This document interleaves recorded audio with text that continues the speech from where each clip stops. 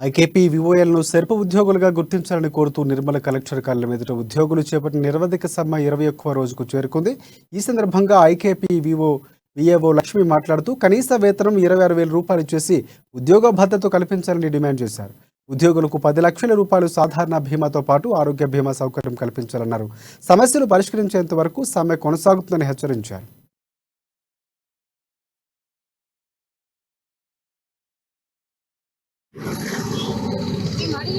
న్యాయబద్ధకంగానే మాకు కనీసం 26,000 వేతనం చెల్లించాలని న్యాయమైన డిమాండ్తోనే మేము ఈ సమ్మె కొనసాగిస్తున్నాము.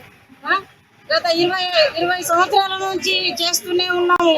కానీ ఇప్పటి వరకు మా బాధ ఏదైనా కానీ ప్రభుత్వము ఇప్పటి వరకు ఏదో గుర్తిస్తారు. కాంగా ఒక 3,900 రూపాయలు మాత్రమే వేసింది. కానీ ఫలితం ఇవ్వాలని మేము ఇంతగానో పోరాడుతున్నాం సార్.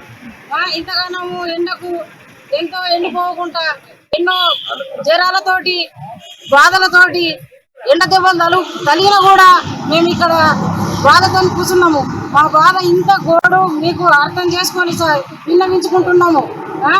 చిన్న ఒక్కొక్క సభ్యురాన్ని కలిపి మేము సంఘం ఏర్పాటు చేసుకొని వాళ్ళకు జీవనోపాధి కల్పిస్తున్నాము.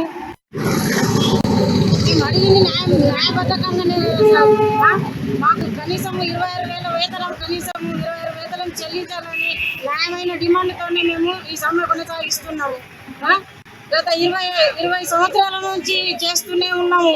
కానీ ఇప్పటి వరకు మా బాధ ఏదైనా కానీ ప్రభుత్వము ఇప్పటి వరకు ఏదో గుర్తిస్తారు.